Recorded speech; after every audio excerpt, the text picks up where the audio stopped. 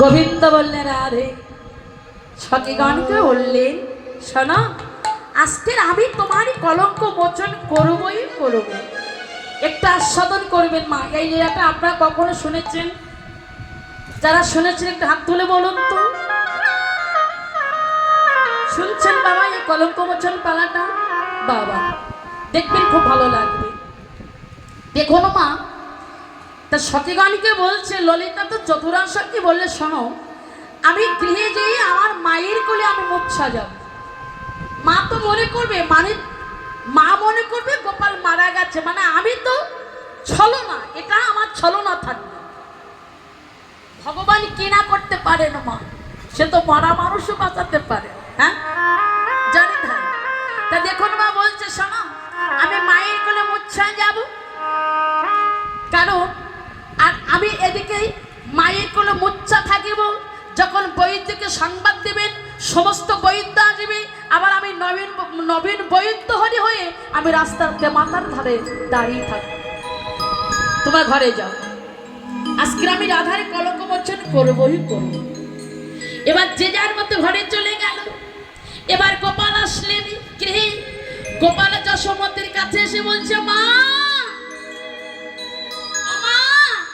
মাগো মা, আমা আমার না বড় ক্ষুধা পেয়েছে মা, আজ আমাকে কিছু খেতে দাও না মা, দাও না মা, বড্ড ক্ষুধা পেয়েছে।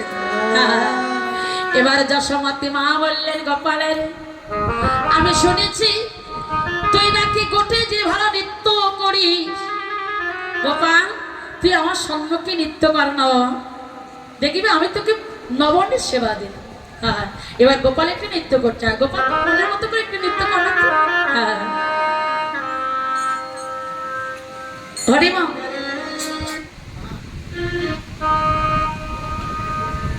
যারা যারা একবার নাচো তো আমা, তাহলে তুমি তাল দাও। নাচো তো নাচো তো গিরি হরিল,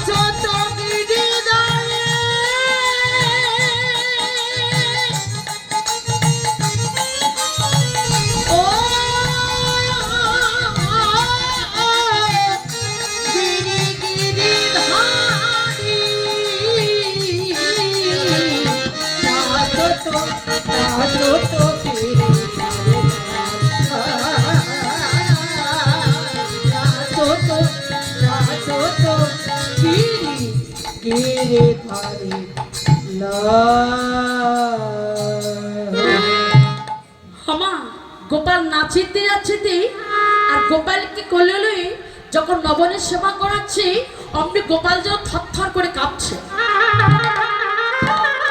বলছে মা, ও মামা, বলে মা গো মায়া গাবা, আমায় ধরো ধরো, মা গো মায়া গাবার ধরে ধরে, আমার অঙ্গ কাঁপে ধরো ধরো, মা গো মায়া গাবা আমায় ধরো ধরো, আমার অঙ্গ কাঁপে ধরো ধরো, মা গো মায়া গাবার ধরে ধরে,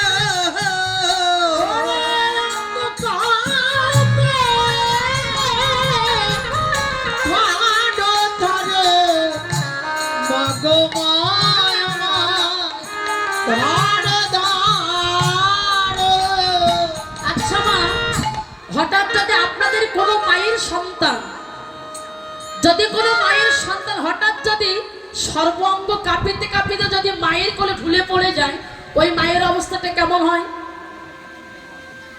একটু ভেবে দেখেছেন বাবা? কিন্তু এটা গোপালের ছলনা, মা তো জানে না। গোপাল যে কাঁপতে কাঁপতে মায়ের কোলে ঢুলে পড়েছে, কি হলো বলে যশোমতি কোলে তুলে দেখলেন গোপালের সর্বাঙ্গ যেন ঠান্ডা হয়ে যাচ্ছে, সর্বাঙ্গ কাঁপছে, দাঁতে দাঁত লেগে গেছে। সবাইকে চিৎকার করে ডাকছে, রোহিণী করে ডাকছে, রোহিণী দিদি দেখে যে আমার গোপালের কি হলো। মা যশোমতি চিৎকার শ্রবণ করে যে যেখানে ছিল সকলে ছুটে আসলে। কই রোহিণী দেবী, রোহিণী দেবী বলছে, যশোদা ছি ছি ছি, গোপালকে কোলে লই আপনি ভাই কাঁদতে আছে? কই দেখি দেখি আমাদের গোপালের কি হয়েছে। দেখছি কি মা গোপালের দাঁতে দাঁত লেগে গেছে, সর্ব অঙ্গটা যেন ঠান্ডা হয়ে গেছে। ঘর থেকে কিছুটা তুলো নিয়ে আসলেন, ওই তুলাটা গোপালের নাসিকায় ধরলে, কই তুলা তো নড়ছে না। তবে কি আমাদের গোপাল আর বেঁচে নয়? তবে কি গোপাল মারা গেছে? ইতিমধ্যে শুনতে পেলেন নন্দ মহারাজ ছিলেন বাথানে। শুনতে পেলেন যে তার গোপালের দেহ প্রাণ নয়। বলো 7 নয় 5 নয়, সবে মাত্র আমাদের গোপাল। যশোমতি তো কেঁদে পাগল হয়ে যাচ্ছে, গোপাল তুই একবার আমার মা বলে না। জগতে তুই ছাড়া মা বলার মতো তুই আমার আর কেউ না। এ জগতে যদি কোনো মায়ের সন্তান মারা যায়, ওই বাবা মাই জানে সন্তান হারানো কত জ্বালা, এ যে কত যন্ত্রণা। যখন গোপালে গোপালে বলে কাঁদিছে, নন্দ মহারাজ ছুটতে ছুটতে আসছে, আর সকলে হা হুতাশ করছে। নন্দ মহারাজ বলছে, ও ব্রজবাসিনী তোমরা কাঁদছো কেন? ও আমার গোপাল মারা গেছে, তাই তো তোমরা কাঁদছো। তাতে তোমাদের কি হয়েছে? তোমাদের সকলের তো ভালো হয়েছে। কেন? আমার গোপাল তোমাদের সবার ঘর থেকে ননি চুরি করে খেত, গাভীর বাছুর ছেড়ে দিয়ে তোমাদের গাভীর দুগ্ধ পেত আমার গোপাল। সবাই আমার গোপালকে কত গালি না দিত। আমার গোপাল মারা গেছে, তাই তো তোমরা কাঁদছো।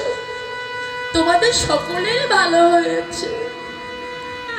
এদিকে নন্দ মহারাজ বললেন, কিন্তু ব্রজবাসিনী গো, তোমরা কি বলিতে পারো?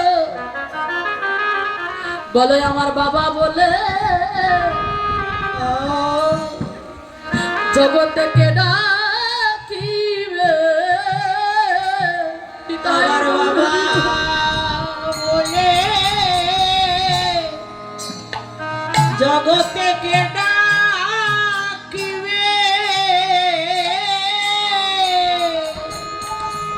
বলে আমার বাবা বলে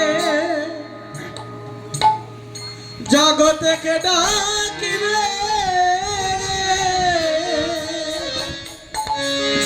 ওই গোপাল ছাড়া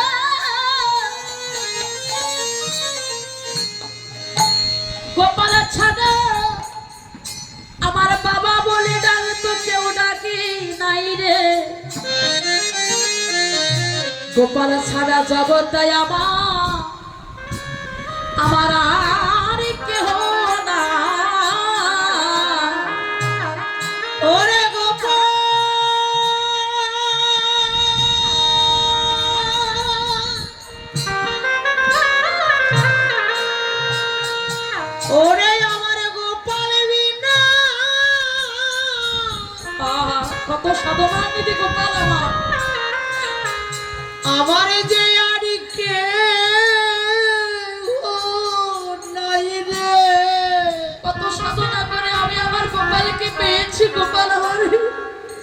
আমার গোপাল মারা গেছে। আরে বাবা